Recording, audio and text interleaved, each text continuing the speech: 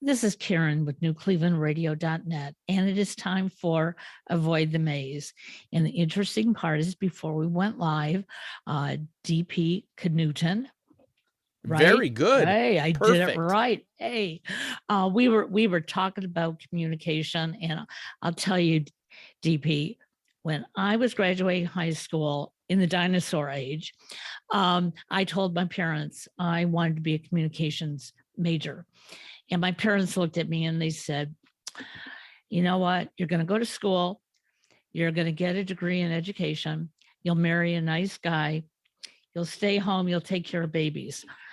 And even though it sort of sounded a little exciting back then, I still said, no, I want to be in communications. But that was the year of 1968, and there weren't too many women in communications. There was Betty Friedan, who would look at a refrigerator and go, look at this. But that's not quite what I wanted to do. And so my parents did not encourage it. And after 2 years of me getting my associate's degree, they said, enough, now go get a real job. However, communication has been really important to me because if you don't have a dialogue with somebody, you can't get to know them. They can't get to know you. And we all know that there's more than one side to any story. And you're a storyteller. So as a storyteller, you probably can change that story day to day and tell multiple sides, correct? Well, here's the thing, because as we talked about before you hit record, I'm an advertising copywriter. So I've had to write copy for everything from plywood to indoor water parks to one of the most popular, famous brands globally, Coca-Cola. And I've been involved with all of it. So I'm telling true stories about each of those things on a regular basis. And yes, I can tell the story in multiple different ways. For example, what's the story about plywood? What could you possibly tell me about plywood? Well, there's the sustainability angle. If you are creating sustainably harvested wood from that you use in your plywood, that appeals to a great many people.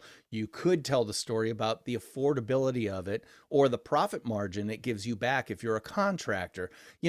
I could go on and on Sure. for days about something as boring as plywood. But the key thing there is that there are always multiple stories, multiple angles, and the more cynical among us might call it multiple spins that you can put on that story. But I don't look at it that way. I look at it as there are key elements of truth about who you are, what you do, and how you do it. And if you're telling all of those things at the same time, nobody hears anything.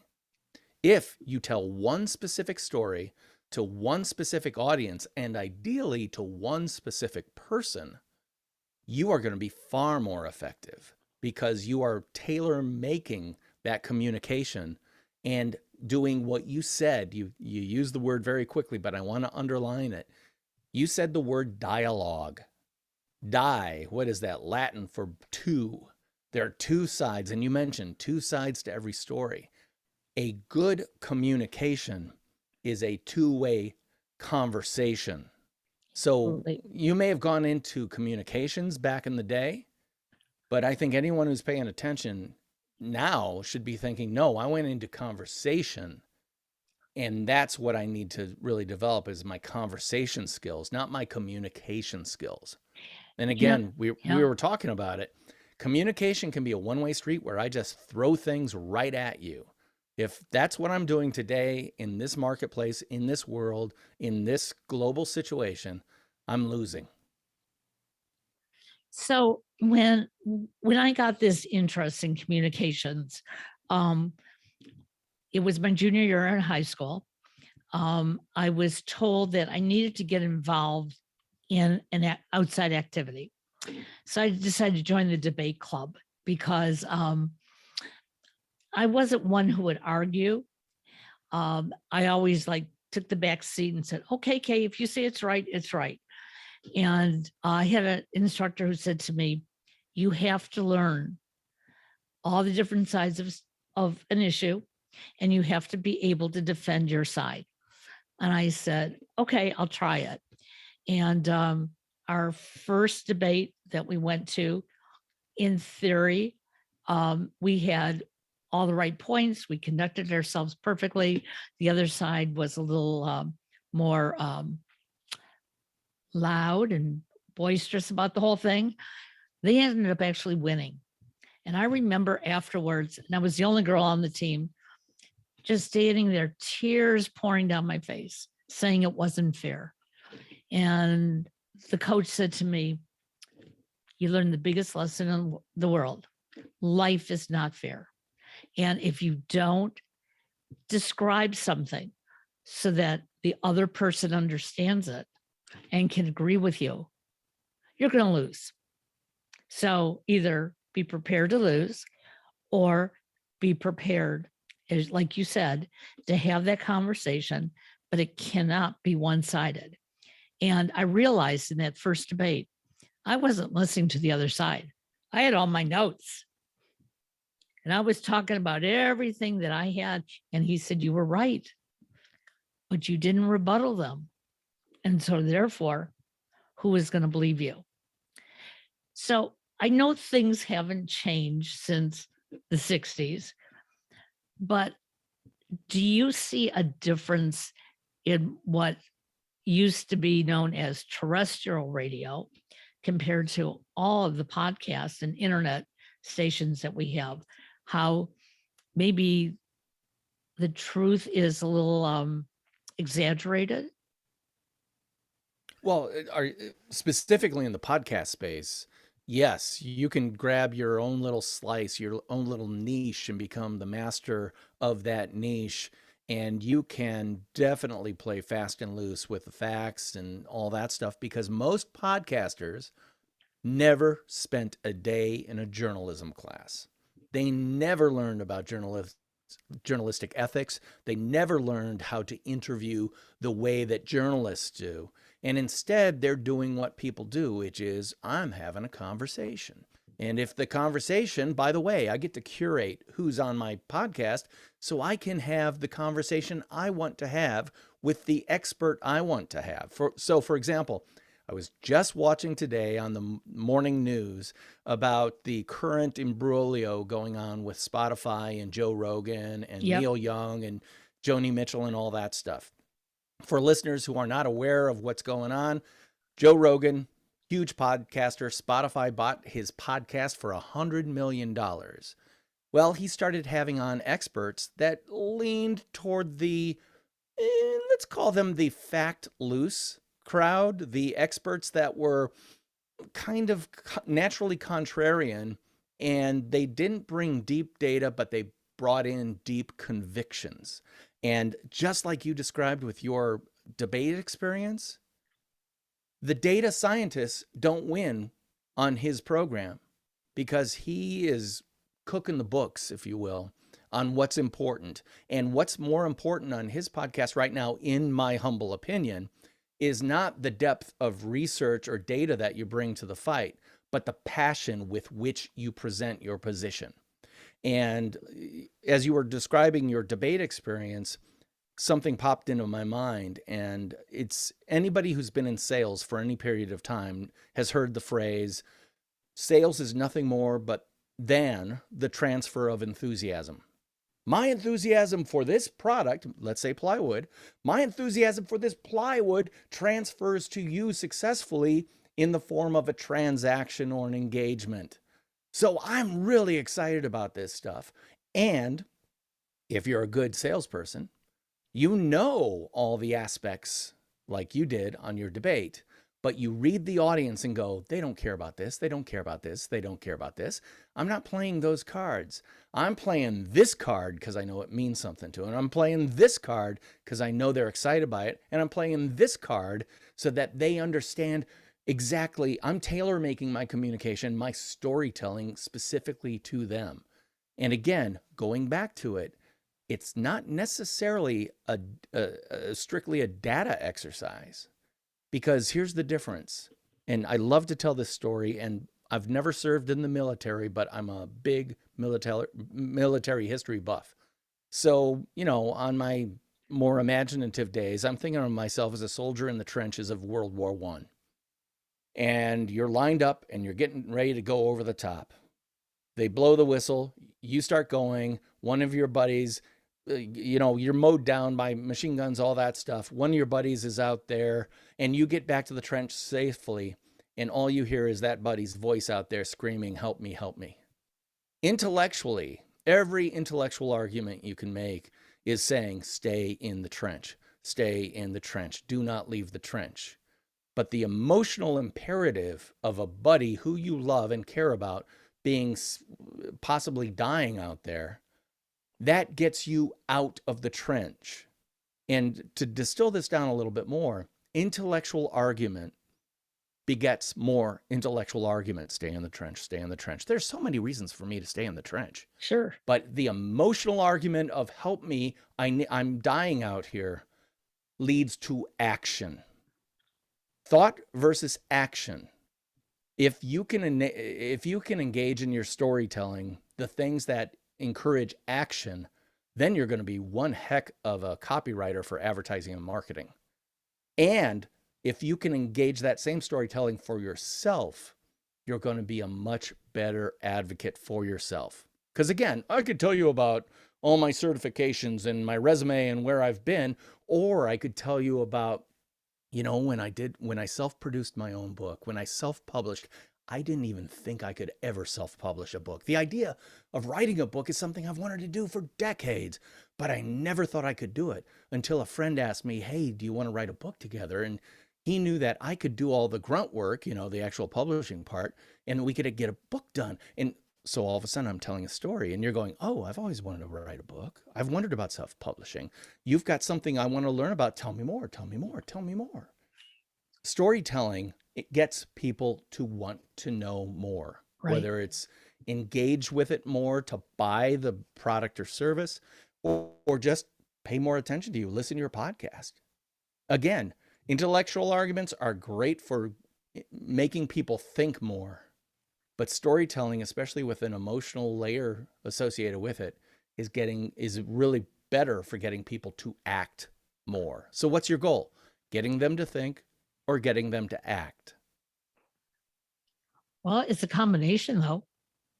Oh, absolutely. Yeah. But okay. Let me give you an example again. Okay. And this is from marketing. All right. Okay. I know that we need a new appliance in our house. Not because I've noticed that the light keeps going out or this thing doesn't keep the food cold anymore or anything like that. I know that we need a new thing in the house because my wife starts talking about it. And a little bit subtly at first. She doesn't want to make a big deal about it because she knows my instant dad reflexive action is no, and slam the wallet shut. Well, this is fine. It's worked forever. But she will very subtly say, oh, yeah, you know what? I had to throw out that pork roast we had that we were going to make tonight because I don't think the fridge keeps it as cold as it should be anymore. And I go, well, that's a waste of money. And she goes, and walks away. And over time, all those little things add up, those data points that were, oh, it doesn't keep it as cold anymore. We've lost food because of that. I bet you we're paying a lot for electricity because it's 15 years old now. That's kind of old for a refrigerator, right? Oh, and look at that terrible scratch. It's been there forever. I just hate that thing. And, that doesn't matter to me until all of a sudden it starts mattering to me because I've got friends coming over and I don't want our house to look like it's, from some rummage sale, So over time, she's planted enough data points that got me thinking, so that I get to the point where I'm upset with this inanimate object to the point where I'm going, you know what? I'm sick of this thing. We're getting a new one. And she's very successfully told me a story and led me down the forest path to where she was months ago. She knew her audience, me, so well, and how I ingest that actionable, emotionally based information that she wanted me to find the conclusion on my own so that she goes, okay, we can go. By the way, and then she does this. This is how smart she is. She goes, well, that's funny. I just was looking around and I found this great deal on the one that is exactly what I want. And guess what? It's on sale today. And I'm like, well, get in the car. Let's go. Because that's the big thing for me. Come with the solution. I've reached the conclusion, but come with a solution that deals with the situation. Oh my God, that's how you get what you want, which is a new fridge. Sorry it took so long, but it does, because It does. sometimes people have to be led along down the forest path to get to where they actually want to be. Well, and for those who are listening, reason we call this avoid the maze is that many of us, we don't engage in a conversation. We either do all the talking or we sit back and we do all the listening. Um, and because of that, as we go through this journey of life, we keep bumping into walls because we're not communicating properly. And I love the example of you and your wife, because my husband and I are very similar. If there's something that he really wants, and especially if it's photographic uh, equipment, he always has a really good reason right up front why he needs it. And, my heart starts to cry because, oh, he sold equipment 20 years ago and now we can have this brand new. And I'll always say to him, well, honey, if it's what you need.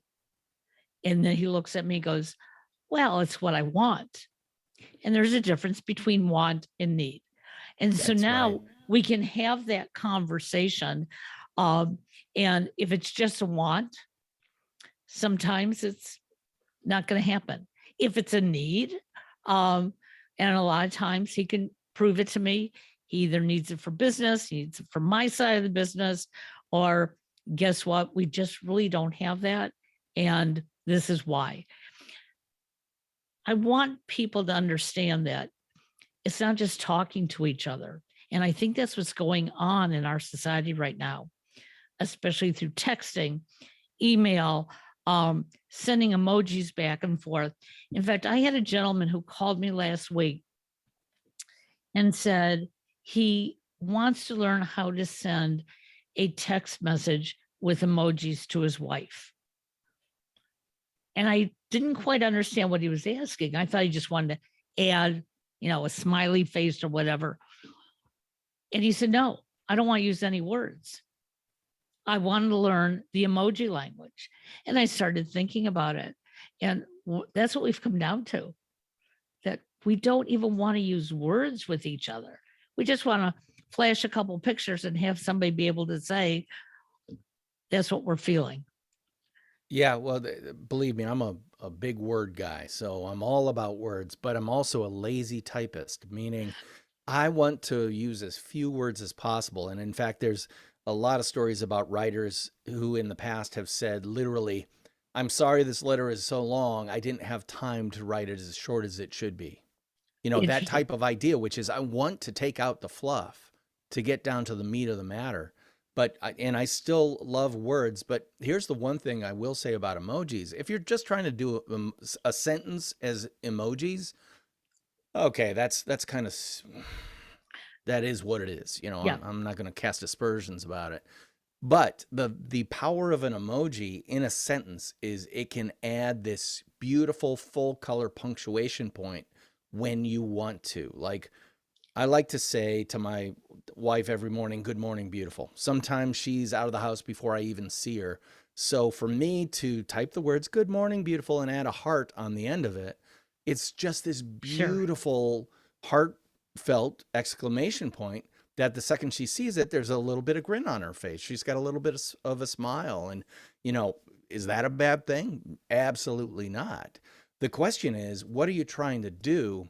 I'm trying to use emojis so my wife thinks I'm younger and understand how emojis are used, or I'm trying to communicate more effectively how I feel about her. Absolutely. There's And if an emoji can do that, oh, more power to you, because as I say, it's a full color piece of punctuation that can really make your point. For example, someone has a success, like they land a new job. You can type congratulations, or you can type a congratulations with the fireworks emoji and a pop the champagne cork emoji after it. Which one makes you feel more celebratory? I'm going to say most people are going to think the one with the two little pictures at the end of Oh, the yeah, of the exactly. phrase. And that emojis, it's not a mistake. They're called emojis. Emo meaning emotion. It's a way to communicate your emotional state. My favorite emoji, I hate to say it, is winky face. Now, winky face is, if you're doing it on a keyboard, is your semicolon and a parentheses, Right. a left curving parentheses. That's a smile. If I do a right curving parentheses, that's a wink, but with a frown. You're telling me that two characters on a keyboard can actually indicate my emotional state? Like if I say to you, you did not, and with an exclamation point, I could be equally mad or excited or sarcastic or whatever. But if I do, you did not, winky, smiley face, heart emoji, I just told you exactly how I meant it to be said. Because Right. as you said earlier, people are talking at each other, but they're communicating less. Absolutely. Emojis, when used correctly, can help you communicate more completely and better. Because so many things are taken out of context that to provide any type of context within your communication is going to help you win the day or win the argument or win the storytelling opportunity because they understand from whence you come. One of the things my wife tells me, and I didn't know this podcast was going to be about my wife, but let me tell you, I do listen to her in spite of what she thinks. I listen to her all the time. But my point is that my wife has taught our daughters, especially, 3 words: assume good intent. If someone says something to you, assume good intent. Like, oh, you've got a stain on your blouse. Oh, you're trying to make me feel bad. No, No, assume good intent. I'm trying to help you. You've got a I flat like that. tire. Assume good intent. I'm letting you know so you don't hurt yourself driving home. But we're in an age where people assume bad intent almost before anything. And, if there's anything that can make people assume good intent that will help your communication come across more contextually valid, do it. And believe me, emojis can be incredibly helpful when it comes to something like that. So when you started out in the advertising business, okay, um, we didn't use emojis back then. It was just the written word. Um, how did you make sure that that written dialogue um, could spark the excitement in the reader? All right. Well, let me go all the way back to an agency called Doyle, Dane and Bernbach. And let me describe an ad that, because we're both of a certain age, we'll get it. Picture, if you will, Life magazine. Okay. You turn the page, and on that page, up in the upper left-hand corner, about the size of a plum, is what appears to be a interesting shaped German car. Go down the page, all the way down the page to the lower third. The headline is one word: lemon, period. Small car, lemon headline. Body copy that says it's a lemon because the variance between the door frame and the door exceeds our strict limitations.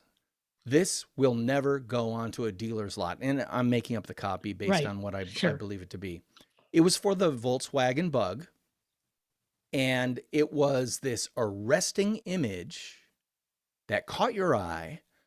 Your eye then went down the page to the word lemon, and lemon, especially back then, was the Right. basic descriptor for a car that came out of the factory not working the correct way. Exactly. Yep. So they were basically saying our car is a lemon. The car that you see right there is a lemon. It's not a good car. So you're constantly, so now you're going, why would anyone advertise that their car is a lemon? And then you read the body copy that says it's not good enough to go out onto a dealer lot because it's got this problem on it. They created what I'd like to refer to as a visual puzzle where they left tons of gaps for you to engage with it. Because, and again, we talked earlier about people wanting to tell stories and just pushing all the information at people all the time instead of feeding it out in little bits that make them intrigued. One of my favorite writers is Aaron Sorkin. You know, The West Yep, Wing, The Social absolutely. Network, Few Good Men, you name it. And if you like writing, you definitely have a feeling about Aaron Sorkin's writing style. It can be a little bit over the top, but a lot of times, and I'm talking about the episode structure he likes to use. My lovely wife Elizabeth and I will be sitting on the couch watching fast-paced Aaron Sorkin dialogue, and we're trying to keep up as audience members. And my wife will ask a question about, well, what are they trying to say? And I will turn to her and say these very same words, all shall be revealed. Literally 15 seconds after she says, what are they really talking about? That's when Aaron Sorkin actually tells you what they're talking about. Why? Because he wants you to be going, what are you talking about? What are you talking about? What are you talking about? Oh, that's what you're talking about. You've now rewarded my interest with this. Oh, that's it. And that's what storytellers do. They don't say, let me make up something here. Lord Nelson died on July 15th. And then work toward how Lord Nelson died on July 15th. Unless some writers do that structure. They tell you what happened before the beginning of the thing even starts, so that the whole time you're going, why is Lord Nelson, how did he die? What's going on? So the whole time you're going, when's he going to die? And he's in this situation, and oh my God, he's going to die. I know he's going to die. Is it now? No. Oh no, it's not this one. The entire time you're engaged because they gave you a key piece of information and you just keep waiting for it to pay off. You know, the great Russian playwright Anton Chekhov said, if you introduce a gun in the first act, it's going off in the third. And he's absolutely right, which is, why would you introduce a gun in the first act of a play if it wasn't going to go off sometime during the play? Keep me hanging. Exactly. To keep you engaged. You want to know. And the whole time you're playing the game of, oh, I bet you this character is going to grab the gun and kill him because this subplot and this over here, you're engaged. There's a bit of a puzzle going on. And, you know, you can go back and look at like Grimm's fairy tales. They follow structures that are almost archetypal in their universality.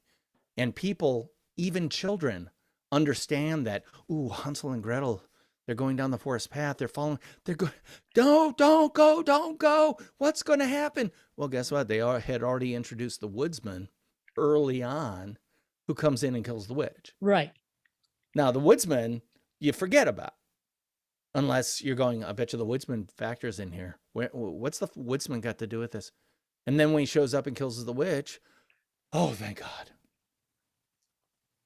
So I don't know if this answers your question, but it's where my brain took me. Well, I love where your brain took you, because one of the things that I'm hearing from you is something that we all engage in regularly, even though we may not be planning it. So we want our kids to do, you know, to eat a certain food, to wear a certain outfit, okay? And you introduce it, and then you slowly show them why, or how it's going to, you know, be in their best interest. On the weekends, I am an IT rep, and I train on how to sell IT equipment to customers. And it's the same thing, you know, how do you want to use it? What are you looking for? And then give them that kernel up front, okay? and then you can sprinkle the rest in. And sometimes I feel like a fraud, and I've even told the company that, even though I know I'm offering them what they really need, at times it's like, wait a second, I got to take a step back, because I feel like I'm I'm fraudulent. Okay, well, here's the thing. What you have to sell is not what they want to buy. Because Okay. here's the thing, no matter what it is, because so you deal with IT equipment, substantial cash dollar Yes. transactions, Right. right? Hmm. Now, those are hard to do until you talk to someone and say, and find out what they're actually wanting to buy. For Right. example, I have worked with people who are taking a meeting with me strictly so that they can go and say, yes, I've seen and talked to several people. This is the one that I want to use. And hopefully it's going to be me because I've read the room right and understand what they really want. But their primary objective was getting multiple quotes so that my boss is off my back. Right. If you understand that about that buyer, then that can help you make the sale or have a deeper engagement. Um, Same thing with what you're trying to do. Like, yes, it costs $15,000, but if it could save you $30,000 in labor cost, and over time you get a tax credit because it's actually a capital investment, all of a sudden it's like, I'm an idiot if I don't buy it. Yep. And all of a sudden they aren't buying the equipment, they're buying the story you're telling, which is the stuff I need my labor cost to go down. I need the people I do have to work more efficiently. So they aren't like, let's say you're trying to sell a printer or something like that, an expensive printer. I, I don't need a new printer. I need my employees to work more efficiently. I need them to be more satisfied and excited about their jobs because, by the way, one of the coolest days for an ad agency is when the new Apple Macintosh computers come in to the art directors' offices and they get the brand new one. That's a great company way of Yeah. saying, we value your time so much, we're giving you the very best tool possible. Thank you. Why would you leave a job after getting the brand new iMac or MacBook Pro or whatever it is? So it becomes not a technological investment. It becomes a professional development investment and a retention tool to keep your best people working for you. One of the things we keep hearing about right now with the great resignation is how do you keep people engaged with your company or your business? And how do you retain them, especially the most valuable people? Right. Well, sometimes it's money. Sometimes it's time off or more flexibility with that time. Sometimes it's you walk in with a new iPad Air and say, hey, you're doing such a fantastic job. We just really appreciate what you do. Give them the iPad Air and you turn around and walk out. And what do?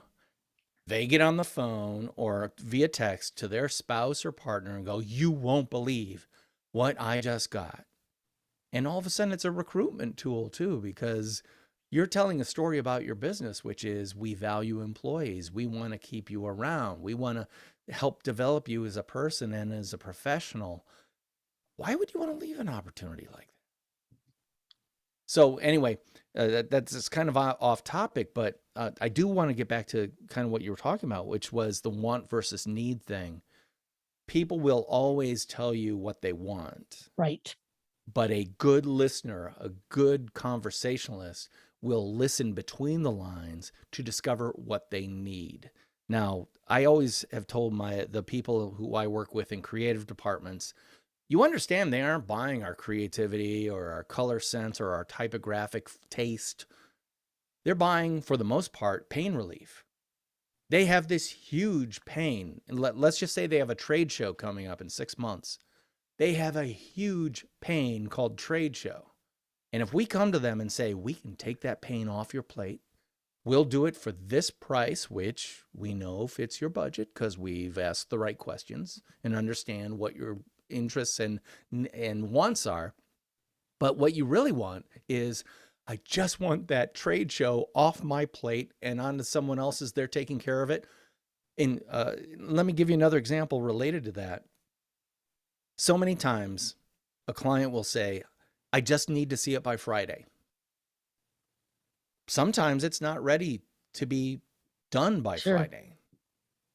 So what I typically say, because I build relationships with my clients to the point where they trust me, I'll say to them on Friday, you know what?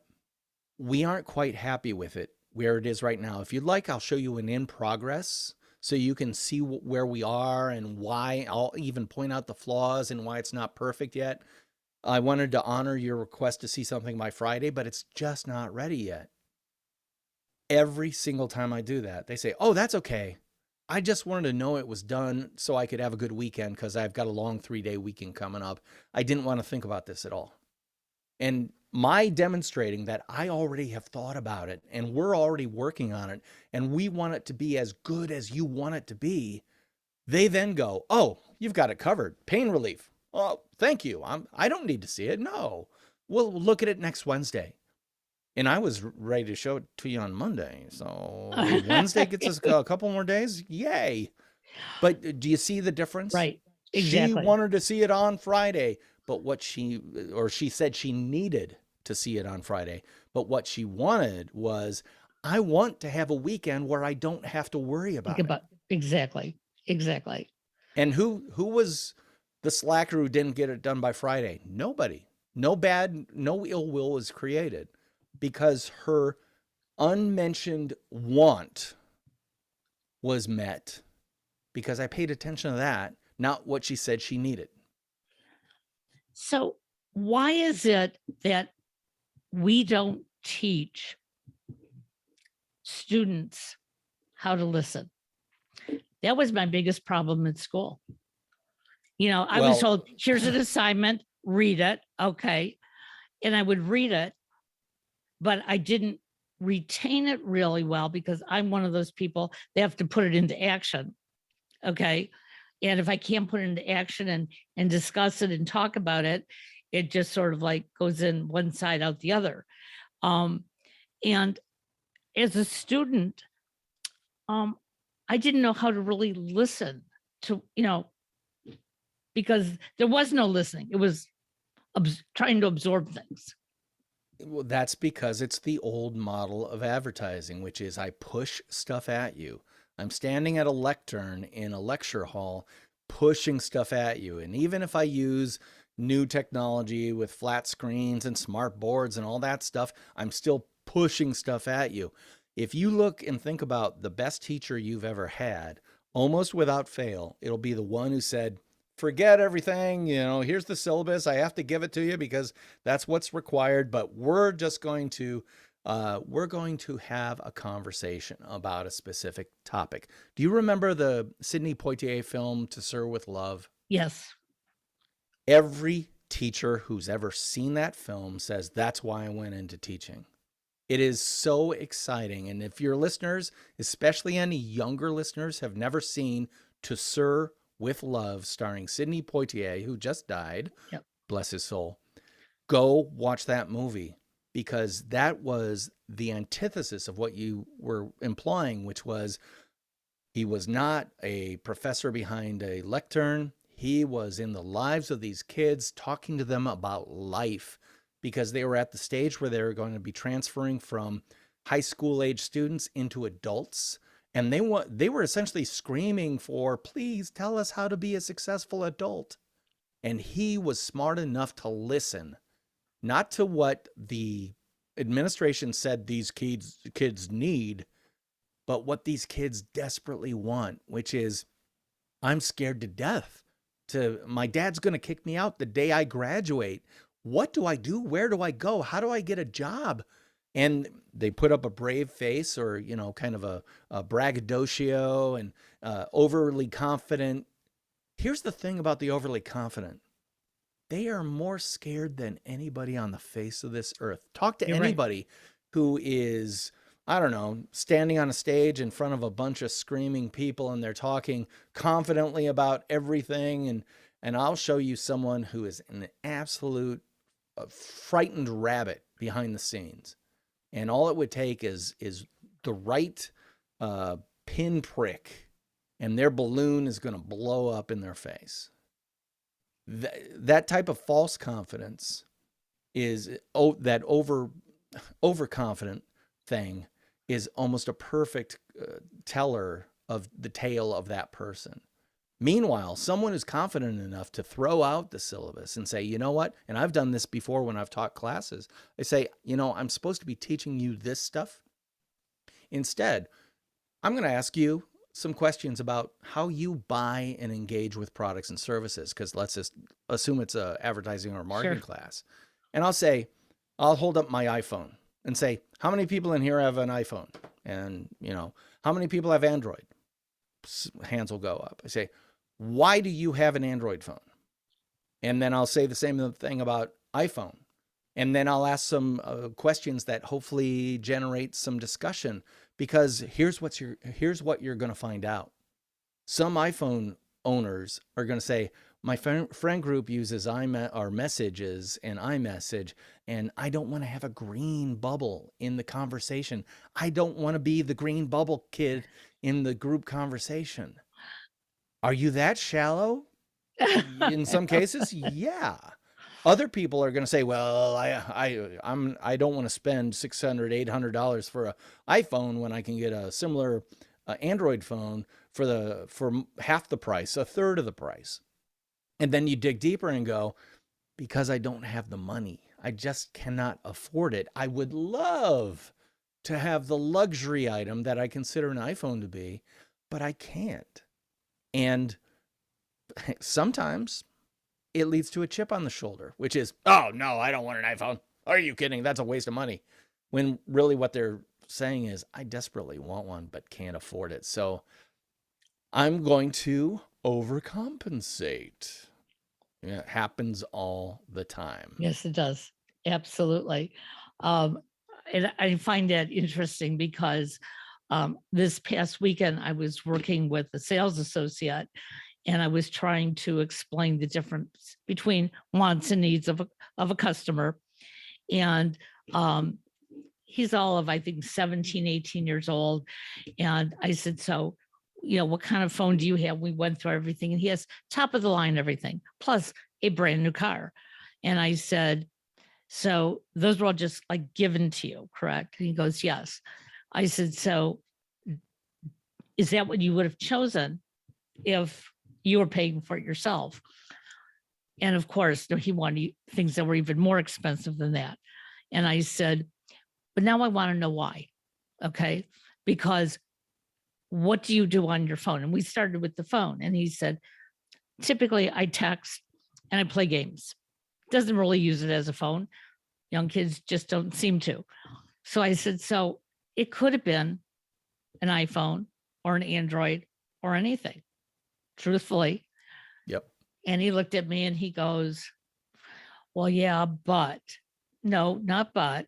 Okay, your parents gave you the iPhone, but the reality is it could have been something else. And when I wanted him to see the difference, I said, that's what you need to listen to from your customer. Because you know what? They may be coming in here to buy a whole new computer system that they don't need. They just may need to upgrade the memory, or they may not need to do anything. I said, so your job here is to listen the same way I need to listen to you, and then come up with a solution. And we need to do that in all our communications. And it seems like we are getting worse and worse by the moment. At least that's what I see.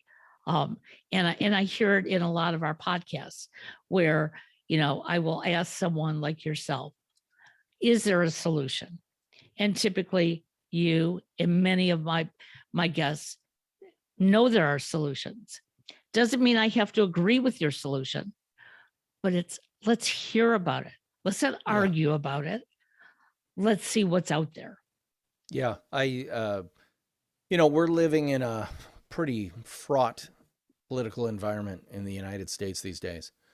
And my daughters, who are young, the college age and stuff like that, they tend toward one side of a political spectrum, and probably pretty far off the side of that political spectrum because, they're entering the world of politics and all that stuff. And they definitely have opinions. And I'm not saying they're stupid or anything like that, but they have their life experience leads them to one direction. Sure. Other people's life experience leads them in an entirely different direction. And what I like to remind both parties is we agree on 95% of everything. We want our children to be fed, safe, and schooled. We want things to be affordable and for our children to have a better life than perhaps we've had, or, the American dream. We want them to be able to own a home or do whatever they want to do without fear of disease or, warfare or anything like that. We agree on so very much. Why are we focusing only on the things that divide us? And by the way, let me understand why you think this. So, and having that type of conversation can lead to the comedy that is necessary to have a truly fulfilling, functioning society. If we had more conversations like we're having right now, I think we'd be in a much better place. You are absolutely correct. And, it reminds me of yesterday.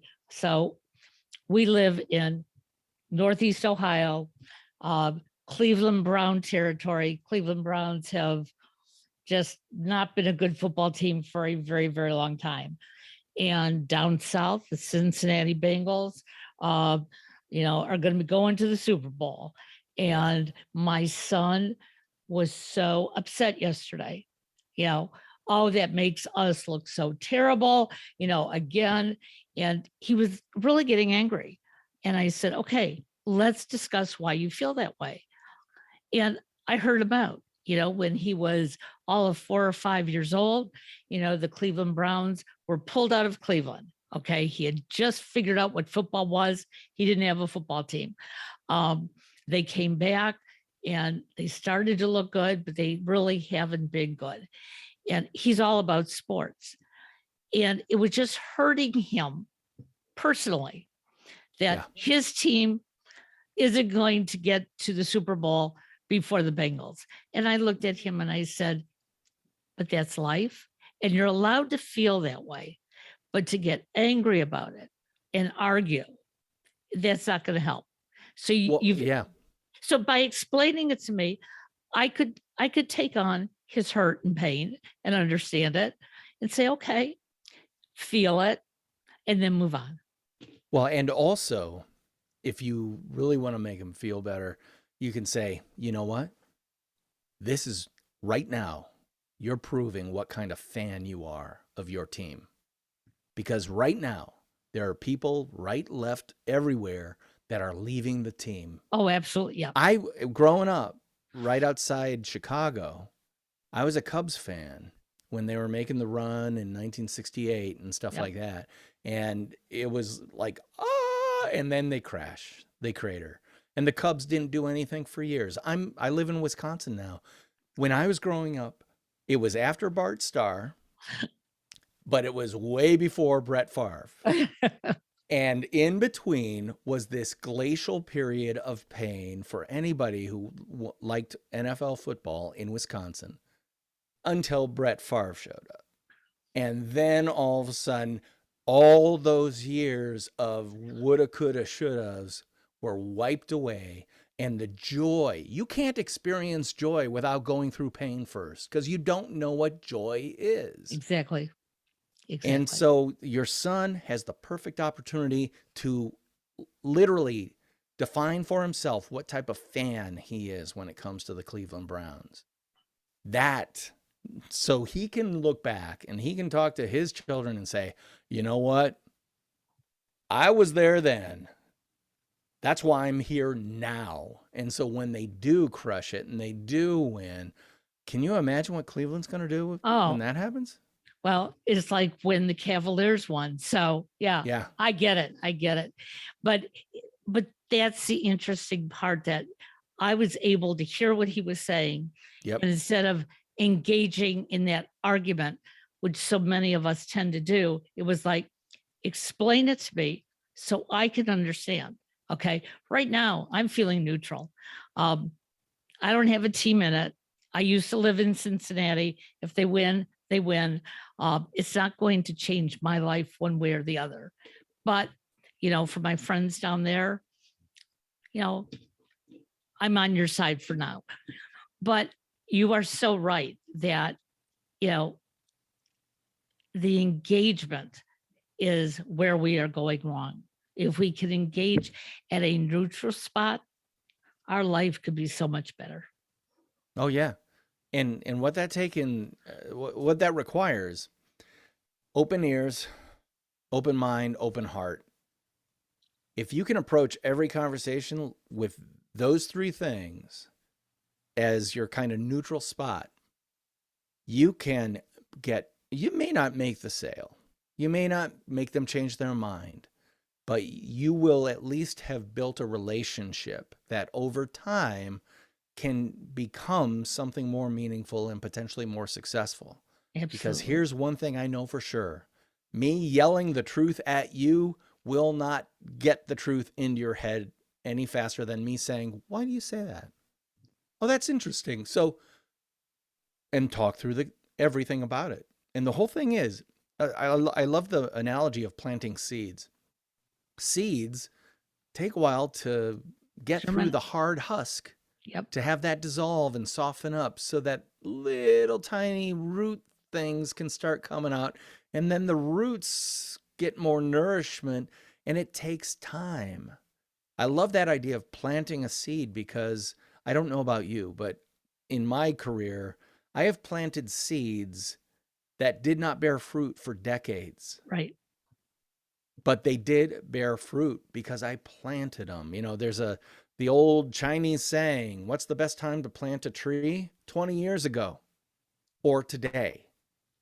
And so for a lot of people, I like to say, if you didn't plant that tree 20 years ago, start today.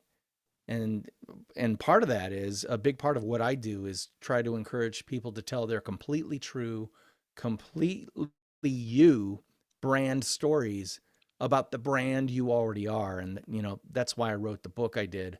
It's about getting out of your own way. And again, you're from Ohio. I'm from Wisconsin. We are not big braggadocious people. Nope. We're not Texans, for crying out loud. Texans get a D on the trigonometry final and yeehaw, I passed. Not so much in Wisconsin. Well, here's the thing. So many of us have proverbially hidden our light under a bushel for so long that we forgot we have any light. I'm here to say, get rid of that bushel, take that light, start telling your story, start conversing and communicating with other people, share what you know, because here's one thing that you have no one else does, and that is your story and your voice with which to tell it. But first, you got to know what your story is. So do that work too. You got to know who you are before you can be it. You are absolutely right. So how can our listeners find you and find your book? Well, first of all, you can get the book very easily on the house that Jeff Bezos built, Amazon.com. The book is called NonFiction Brand, Discover, Craft, and Communicate the Completely True, Completely You brand you already are. And you'll know it's me because my photo's on the cover. Why is my photo on the cover? Read the book, you'll find out, because it's actually part of my personal branding strategy, right? It's not because I'm a narcissist, maybe a little bit, but mostly it's because I am deciding to get out of my own. I'm not going to be anonymous anymore. I may not be Tony Robbins, but I'm kind of leaning towards his direction more than I ever did in the past, because I realized being hesitant to tell my own story was not working in my favor. So again, the book, NonFiction Brand, is available on Amazon. I've got my NonFiction Brand podcast, which comes out with new episodes every single Monday. So check that out wherever you get your fine podcasts for free. And we're on, this week is episode 180. So there are a whole bunch you can go listen to. The other thing is, I want people to begin thinking about building their personal brands. And again, we didn't talk a lot about that, but let me just say, you need to start building a personal brand. How do you do that? You go to nonfictionbrand.com/gift, and you'll be able to download 3 free PDFs. You don't even have to sign up for my email list, which frankly, I never send anything out to, but so don't worry about that. Just download those PDFs, and one of them asks 5 simple questions that'll get you started thinking about what your personal brand should be. And then 2 of the others are worksheets about 2 techniques you can start using today to begin building a completely true, completely you personal brand with everything you already have. You don't have to buy anything to I get love it. started doing this. So that's the big thing for me is start today. Just press play. Just take that photo. Take that, what I like to call unselfish selfie. That's, by the way, that's one of the worksheets. How to do an unselfish selfie. How do you do an unselfish selfie? Well, take a look at that worksheet and you'll find out. But get started building your personal brand today, because I tell you, it's better to be a premium brand than a bought for the lowest possible price commodity. I love it. Absolutely. Well, we're going to have you back on. Oh, my pleasure. You know, there was so much to touch on today. And one of the other podcasts that we do here, it's called The Rant, and we don't really yell and scream, but it's about ageism, and it's about identifying. I got something to say about that. You do, huh? Yeah. So it's about identifying yourself, and it's really Yes. important because, as I say in almost every podcast, it took me the first 55 years of my life to say, wait a second, I really do have a voice. I am smart enough. I can do it. What am I waiting for? Amen. And I want everyone to know that I don't care what that age is. If you have the energy to want to make a change, you can do it. And by listening to DP and some of our other guests, just putting those things together, your brain just says, hey, I'm ready. And well, and the thing is, I know, and I kind of alluded to it, especially being Midwestern. We're not big narcissists. We aren't big trumpet our own virtues people. Get over it. Because you don't have to be an Instagram influencer flaunting your bikini body on the beaches of Belize with the wind blowing in your hair to be influential in the space you occupy. Absolutely. The key is to be influential in the space you occupy. Be recognized as being that influential and thereby that valuable. Because here's the thing. If you're a piece of plywood, you're a commodity purchased for the lowest possible price. If you're Georgia Pacific tile backer that is designed specifically for backing tile in enclosed showers, there's a reason why that costs 4 or 5 times as much as a regular sheet of plywood. Yeah, have I written about this stuff in the past? Why, yes, I have. But I'm telling you, the branded Georgia Pacific tile backer commands a bigger, better price in the marketplace for very solid reasons that are continually communicated by idiots just like me. Well, I think you're better than an idiot. We'll have you back on, and I just want to wish you well. Thank you. Thank you so much, Karen. Take care now. Bye-bye. All right, bye-bye.